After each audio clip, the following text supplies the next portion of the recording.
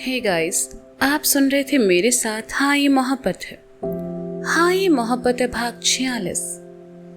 दादू ने अक्षत को आवाज दी तो अक्षत उनके सामने चला आया और कहा, कहिए। अक्षत का बदला हुआ लुक था या उसकी सख्ती। अब घर में हर कोई उसके सामने ज्यादा बात नहीं करता था।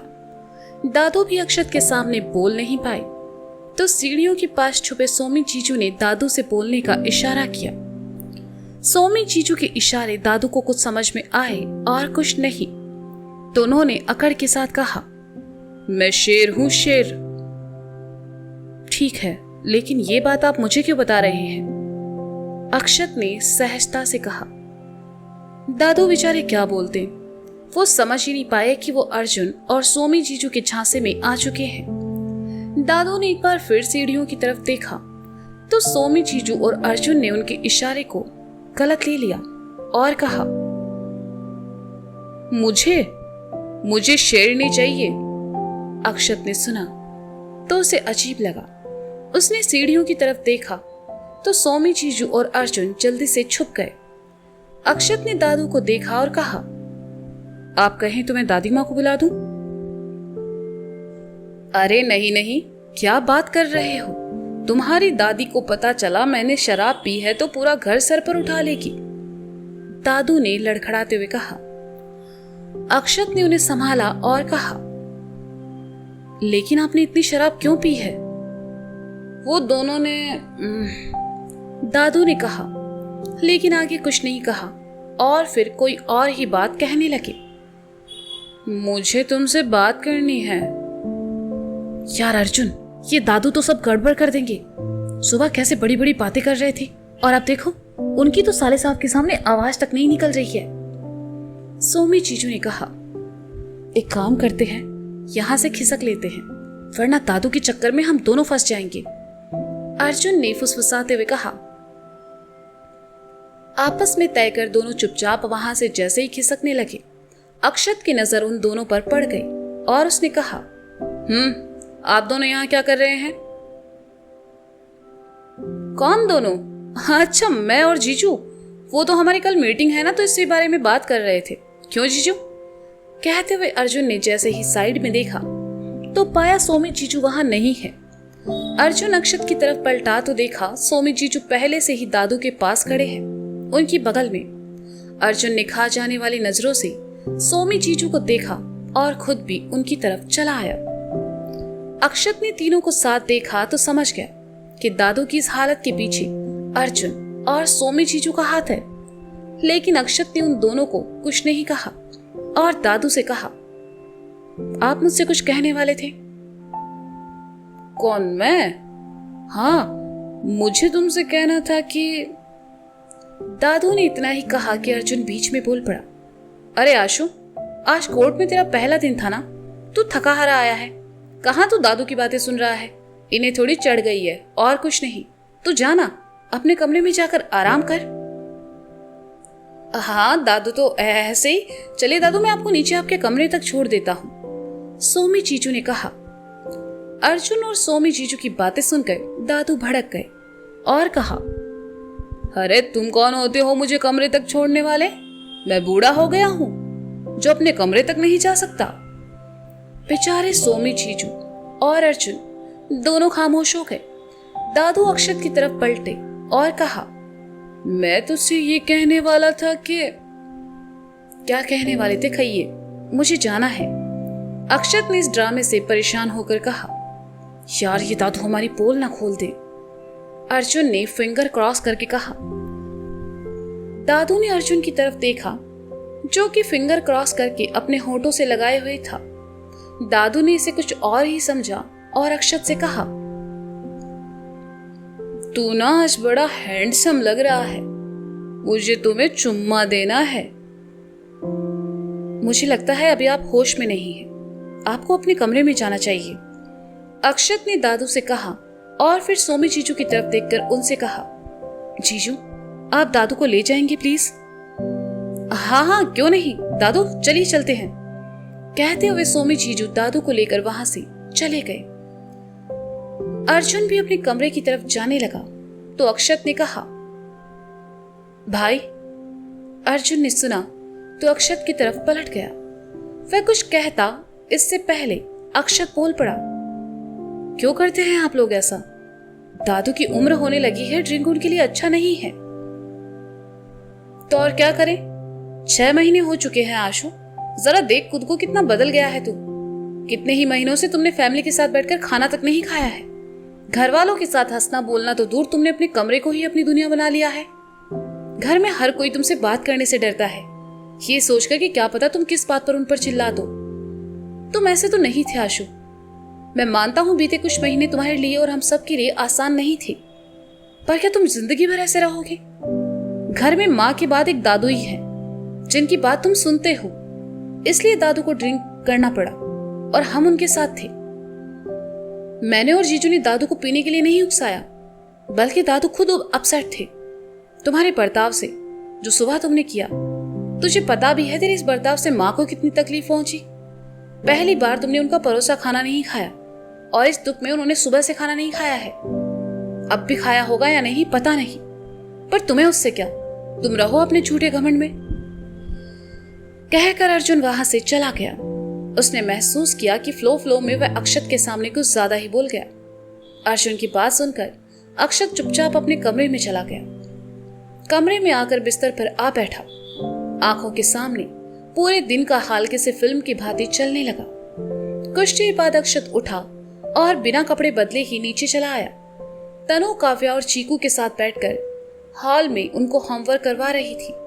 अक्षत किचन की तरफ आया तो देखा राधा अंदर ही है। अक्षत किचन के दरवाजे पर चला आया और कहा, माँ, क्या मुझे एक कप कॉफी मिल सकती है? राधा ने सुना तो उसे अपने कानों पर विश्वास नहीं हुआ। अक्षत खुद उससे कॉफी मांग रहा था। राधा ने हामी में अपनी गर्दन हिला दी तो अक्षत बाहर डाइनिंग के पास पड़ी कुर्सी खिसका कर बैठ गया। राधा अक्षत के लिए कॉफी बनाने लगी। अक्षत डाइनिंग के पास बैठा अपना फोन चेक करने लगा। फोन चेक करते हुए अक्षत की नजर हॉल की तरफ चली गई। चीकू का ध्यान पढ़ाई में कम और अक्षत की तरफ ज्यादा था। वह कभी अक्षत की तरह अपने बालों को बनाता, कभी बालों में हाथ घुमाकर एक्टिंग करता। जब चीकू की नजरें अक्षत से मिली तो घबरा कर उसने जल्दी से अपना ध्यान किताब में लगा लिया। चीकू, जरा यहां आना, अक्षत ने कड़कदार आवाज के साथ कहा। बेचारा चीकू एक तो पहले से डरा हुआ था, अक्षत के आवाज देने से और घबरा गया। उसने किताब के पीछे अपना चेहरा छुपा लिया। ये देखकर अक्षत ने फिर कहा, चीकू, मैंने कहा यहां आओ अभी। चीकू, अक्षत मामू तुम्हें बुला रहे हैं, तुम जा क्यों नहीं रहे हो? काव्या ने कहा। तुम्हारे अक्षत मामू ने घर में अपना इतना खौफ पैदा कर रखा है कि किसे डर नहीं लगेगा काव्या? सोमी जीजू ने आकर सोफे पर बैठते हुए कहा। फूफा जी, आप ही हो जो मुझे समझते हो। ये काव्या दीदी तो चाहती है मेरी पिटाई हो। चीकू ने सोमी जीजू से कहा। चीकू, तुम आ रहे हो या मैं आऊं? अक्षत ने इस बार थोड़ा गुस्से से कहा। चीकू के लिए इतना काफी था। वह उठा और अक्षत के सामने सर झुकाकर खड़ा हो गया। अक्षत ने उसे देखा और कहा, अभी कुछ देर पहले क्या कर रहे थे तुम? कुछ नहीं, बस आपकी तरह बाल बना रहा था, चीकू ने सर झुकाए हुए कहा। और ऐसा क्यों कर रहे थे तुम? अक्षत ने पूछा। इस लुक में आप बहुत कूल लग रहे हो। तुम मुझे भी आपके जैसा दिखना था, बस आई स्वेयर मैं आपकी नकल नहीं कर रहा था, चीकू अक्षत की तरफ देखकर कहता है। चीकू ने जैसे ही ये बात कही, अक्षत की आंखों के सामने अमायरा का चेहरा आ गया। उसे वो पल याद आ गया जब अमायरा ने अक्षत की बाह पकड़कर मासूमियत से कहा था, मुझे आपके जैसा बनना है पापा। वो पल याद आते ही अक्षत की आंखों में आंसू भर आए। चीकू ने देखा तो उसके पास आया और कहा, आई एम सॉरी चाचू, मैं फिर से ऐसा नहीं करूंगा। अक्षत को महसूस हुआ अमायरा के जाने के बाद उसने सच में खुद को सबसे दूर कर लिया था और कितना कठोर बना लिया था। जो बच्चे अक्षत के सबसे ज्यादा करीब थे आज उससे खौफ खाते थे। अक्षत ने अपनी आंखों के किनारे साफ किए और चीकू को अपने पास बुलाकर उसके बाल बनाने लगा। अक्षत ने चीकू के बालों का वैसा ही हेयर स्टाइल बनाया जैसा उसका था। ये देखकर चीकू तो खुशी से नाचने लगा। वह काव्या के सामने आया और अपने बालों में से हाथ घुमाकर स्टाइल मारते हुए कहा, देखा काव्या दीदी, लग रहा हूं ना हीरो। ये चमत्कार कैसे हो गया? साले साहब को भी आजकल दौरे पड़ते हैं, 1 सेकंड में खुश और 1 सेकंड में ज्वालामुखी। कब किस पर फट जाए कौन जानता है। सोमी चीचू बड़बड़ाए और वहां से चले गए। चीकू तो बस पूरे घर में सबको अपनी नई हेयर स्टाइल दिखाते हुए घूम रहा था। राधा अक्षत के लिए कॉफी ले आई। उन्होंने कप टेबल पर रखा तो अक्षत ने कहा, भूख लगी है, खाना दीजिए। राधा आज हैरान थी। घर वालों के साथ बैठकर खाना न खाने वाला अक्षत आज राधा से खुद खाना लगाने के लिए कह रहा था। राधा तो ये सुनकर ही खुश हो गई। वे किचन में गई और अक्षत के लिए खाना ले आई। दाल चावल, चपाती, सब्जी के साथ प्लेट में मीठा दही भी रखा था, जो कि अक्षत को बहुत पसंद था। राधा ने प्लेट अक्षत के सामने रख दी और वहीं खड़ी हो गई। अक्षत ने एक नजर राधा को देखा और कहा, बैठिए। हाँ, राधा ने कहा। आज चीजें उनके विपरीत जो हो रही थी। अक्षत के कहने पर राधा उसके बगल में पड़ी कुर्सी पर आ बैठी। अक्षत ने एक निवाला तोड़ा और राधा की तरफ बढ़ा दिया। राधा की आंखों में नमी तैरने लगी। खाइए, अक्षत ने कहा तो राधा ने निवाला उसके हाथ से खा लिया। अक्षत ने दूसरा निवाला तोड़ते हुए कहा, मैं जानता हूं आप सबके साथ साथ मैं इस घर में सबको बहुत तकलीफ दे रहा हूं, अपनी बातों से दिल दुखा रहा हूं। मैं अब वो अक्षत नहीं रहा मां जो हुआ करता था, जिसके लिए ये घर पूरी दुनिया था। इसलिए मेरी वजह से खुद को हर्ट करना बंद कीजिए। आप मेरी वजह से भूखी हैं, आपको ऐसा नहीं करना चाहिए। मैं जानता हूं मैं एक अच्छा बेटा नहीं बन पाया, लेकिन बाकी सब तो आपके पास है ना, उनके लिए आपको खुश रहना है। मैं कोशिश करूंगा कि आज के बाद आपका दिल ना दुखाऊं। कहते हुए अक्षत ने राधा को दूसरा निवाला भी खिला दिया। उसकी बातें सुनकर राधा का कलेजा छलनी हो गया। उसने एक निवाला तोड़ा और अक्षत की तरफ बढ़ाते हुए कहा, किसने कहा तुम अच्छे बेटे नहीं हो? मैंने तुम में, अर्जुन में और सोमी जी में कभी कोई भेदभाव नहीं किया है आशु। मैं तुम्हारी हर बात मान लूंगी, सही गलत सब। बस मुझसे तेरा ये खामोश रहना नहीं देखा जाता। खुद को इतना भी मत बदल आशु कि एक दिन खुद को ही ना पहचान पाए। राधा की बातों में सच्चाई थी, जिसे सुनकर अक्षत ने आगे कुछ नहीं कहा। आज बहुत दिनों बाद वह राधा के साथ ऐसे बैठकर खाना खा रहा था, इसलिए उसे उधर उधर की बातें करना सही लगा। अक्षत को आज अच्छे मूड में देखकर राधा ने धीरे से कहा, अब सब ठीक हो चुका है। तुम्हें तुम्हारी वकालत वापस मिल गई है, जिंदगी भी पहले जैसे चल पड़ी है। तो क्या अब मीरा इस घर में वापस आ सकती है? मीरा का नाम सुनते ही अक्षत के चेहरे के भाव बदल गए। उसे एकदम से वो दर्द याद आ गया जो मीरा ने उसे दिया था। अक्षत ने गुस्से से सामने पड़ी प्लेट को खिसकाया और वहां से उठकर चला गया। राधा की आंखों में फिर आंसू भर आए। वह अक्षत को रोक भी नहीं पाई और अपना सर झुका लिया। आंखों में ठहरे आंसू टप टप करके बहने लगे। किचन की तरफ जाते सोमी जीजू ने देखा तो राधा के पास चले आए और उनके कंधे पर हाथ रखकर कहा, मौसी जी क्या हुआ, आप ठीक है ना? राधा ने सर झुकाए हुए कहा, मीरा का नाम लेकर शायद मैंने उसके जख्मों को फिर से कुरेद दिया, पर क्या मीरा इस घर में कभी नहीं आएगी?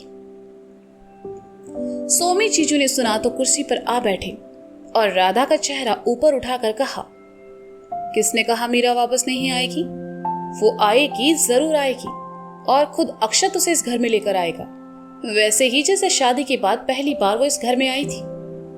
सोमी जी की बातों में राधा को विश्वास और उम्मीद साफ नजर आ रही थी।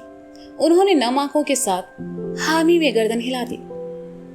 तो दोस्तों ये था हाँ ये मोहब्बत है भाग 46। और क्या लगता है आपको, क्या मीरा इतनी जल्दी इस घर में वापस आएगी? क्या अक्षत खुद उसे इस घर में लेकर आएगा? जानने के लिए सुनते रहिए हाँ ये मोहब्बत है मेरे साथ। Bye bye.